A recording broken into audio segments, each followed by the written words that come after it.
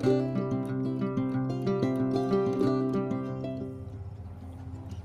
நண்பர்களுக்கு வணக்கம். NAT life style மூலமாக உங்களை அன்புடன் வரவேற்றுக் கொள்கிறேன். கடந்த வாரத்திலே ராஸ்பெரி தோட்டத்திற்கு உங்களை அழைத்து வந்தேன். இன்றைக்கு பிளாக்பெரி தோட்டத்திற்கு வந்திருக்கிறோம். இங்கே பார்த்தீர்கள் என்றால் ராஸ்பெரி இப்படி ஒரு சிவப்பான கலரில் இருக்கும். ஆனால் பிளாக்பெரி பழுத்தால் இப்படி கருப்பு நிறமாக மாறிவிடுகிறது. இதில் சிறியதும் பெரியதுமாக இருக்கிறதை நீங்கள் பார்க்கலாம். இந்த செடி ஏறத்தாழ 7 அடி உயரத்திற்கு வளர்கிறதை நீங்கள் பார்க்கலாம். இங்கே பார்த்தீர்கள் என்றால் பூக்கள் இருக்கிறது. இந்த பூக்கள் எல்லாம் இந்த காய்களாக மாறி அதற்கப்புறம் இது பழமாக மாறுகிறது. இதெல்லாம் உங்களுக்கு தெரியாத விஷயம் இல்லை. ஆனாலும் கூட இங்கே எப்படி இதை பயிர் செய்கிறாங்க பாருங்கள். இந்த உங்களுக்கு ஏற்கனவே சொன்ன மாதிரி இந்த சொட்டு தண்ணி எப்படி சொட்டு சொட்டாக தண்ணி விழுறதுனால இந்த செடிகள் நல்ல முறையில் வலுவாக விளைகிறதை நாம் பார்க்கிறோம். பார்ப்பதற்கு கண்களுக்கு குளிர்ச்சியாகவும் அழகாக இருக்கிறது. இந்த மேலே எட்டி பறிக்கக்கூடிய பழம், அந்த பழம் மிகவும் ருசியாக இருக்கிறது. சாப்பிடுவதற்கு அவ்வளோ ருசி.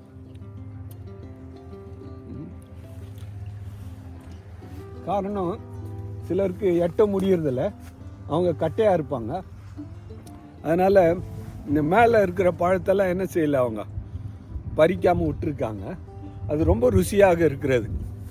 இந்த பழங்கள் இதை சாப்பிடும் பொழுது நமக்கு ஆரோக்கியம் கிடைக்கிறது. இங்கே கொத்து கொத்தாக இந்த பழங்கள் இருக்கிறதை நீங்கள் பார்க்கலாம். விட்டது அவ்வளோ ருசி. இந்த பழங்கள் நம்முடைய ஆரோக்கியத்திற்கு மிகவும் ஒரு நல்ல பழங்களாக இருக்கிறது. இந்த பழங்களை குறித்து நாம் படிக்கும் பொழுது இவைகளை கனிகள் என்று சொல்லுகிறோம். அதை குறித்து இன்னும் தெளிவாக சொல்ல போனால் ஆவியின் கனிகள். கடந்த முறை நான் உங்களுக்கு சொன்னேன், இந்த ஆவியின் கனிகளை குறித்து நாம் படிக்க வேண்டும் என்று. அதாவது கனி கொடுக்கிற பிள்ளைங்களாக நம்ம என்ன செய்ய வேண்டும், இருக்க வேண்டும். இந்த பழ வகைகளை நீங்க பார்க்கும்பொழுது ஒரு சில பழங்கள் மிகவும் இனிப்பாக இருக்கிறது, ஒரு சில பழங்கள் கொஞ்சம் இனிப்பாக இருக்கிறது, ஒரு சில பழங்கள் துவர்ப்பாக இருக்கிறது, ஒரு சில பழங்கள் கசப்பாக இருக்கிறது, புளிப்பாக இருக்கிறது. அப்போ இப்படித்தான் மனித வாழ்க்கையும் கூட இருக்கிறது.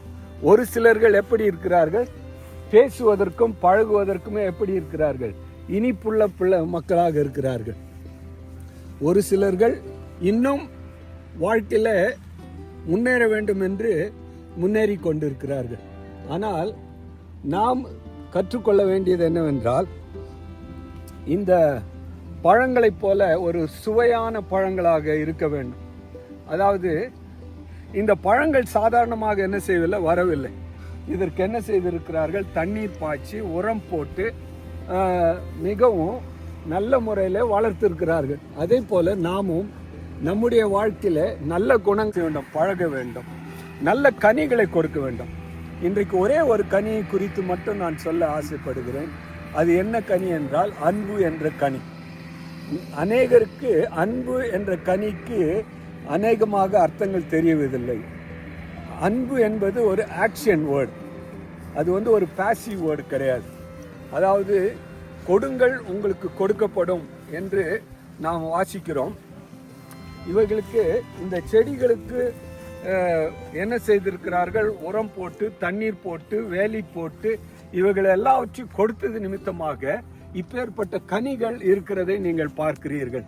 அதே போலத்தான் நம்முடைய வாழ்க்கையிலும் கூட நல்ல கனிகளை கொடுக்க வேண்டும் என்றால் நாமும் கூட என்ன செய்ய வேண்டும், நல்ல குணங்களை நாம் மற்றவர்களிடத்திலிருந்து கற்றுக்கொள்ள வேண்டும். நல்ல குணங்கள் எது இருக்கிறதோ அதை நாம் என்ன செய்ய வேண்டும், மற்றவர்களுக்கும் எடுத்து கொடுக்க வேண்டும். அப்பொழுது தான் நாம் என்ன செய்ய முடியும், நல்ல பழங்களை நாம் கொடுக்க முடியும். சிலர் நான் உன்னை நேசிக்கிறேன் என்று சொல்லுவார்கள். ஆனால் ஏதாவது ஒன்று கேட்டால் இல்லை செய்ய முடியாது. அதாவது எனக்கு தெரிந்த ஒரு போதகர் இருந்தார். அவர் சொன்ன ஒரு உதாரணம் எனக்கு ஞாபகம் வருகிறது.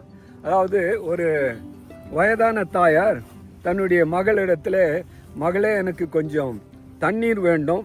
பாருங்கள் இந்த பழம் எவ்வளவாக அழகாக இருக்கிறது என்று பாருங்கள். அந்த பழத்தை நாம் பார்க்கும் பொழுது அவ்வளவு ருசியும் அவ்வளவு அழகையும் முத்து முத்தாக இருக்கிறதை நீங்கள் காணலாம். ஆகவே நான் சொன்னதுபடி அந்த மகளிடத்தில் தாய் சொன்னார்கள், அம்மா எனக்கு கொஞ்சம் உடம்புக்கு சரியில்லை, நீங்கள் என்ன செய்யுங்க, கொஞ்சம் தண்ணி கொண்டு வரீங்களா அப்படின்னு. அப்போ அந்த மகள் சொல்லிச்சேன், இல்லைம்மா நான் கொண்டு வர மாட்டேன், ஆனால் உங்களை நான் ரொம்ப நேசிக்கிறேன். ஐ லவ் யூ மாமி, but I don't want to bring water to you. இன்னைக்கு நிறைய பேர் அப்படித்தான் இல்லை, உண்மையான அன்புள்ள பிள்ளைகளாக இருக்க வேண்டும். அந்த உண்மையான அன்பு எப்படி வரும்? நல்ல குணங்களை கற்றுக்கொள்வதன் மூலமாகத்தான் வரும்.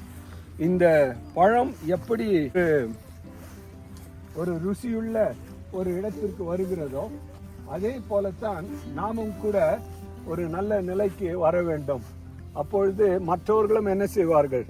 இந்த பழங்களை சுவைத்து சாப்பிடுவது போல நம்முடைய அன்பிலே அவர்கள் களி கூர்ந்து நல்ல முறையில் வாழ்க்கை வாழ அவர்களுக்கு பிரயோஜனமாக இருக்கும். ஆகவே இந்த பழத்தை பார்க்கிற நீங்கள் ஆவிக்குரிய அந்த அன்பில் அந்த கனிகளை தந்து மற்றவர்களுக்கும் நீங்கள் பிரயோஜனமாக இருக்க வேண்டும் என்று ஆசிக்கிறேன். இப்பேற்பட்ட வீடியோக்களை நீங்கள் பார்க்க வேண்டும் என்றால் எங்களுடைய சேனலை சப்ஸ்கிரைப் பண்ணுங்கள், ஷேர் செய்யுங்கள், லைக் செய்யுங்கள். உங்கள் அனைவருக்கும் என்னுடைய நன்றியும் வணக்கத்தையும் நான் தெரிவித்துக் கொள்கிறேன். நண்பர்களே, உங்கள் அனைவருக்கும் நன்றி. நீங்கள் நலமுடன் வாழ வாழ்த்துகிறேன். Net life style. வணக்கம், நன்றி.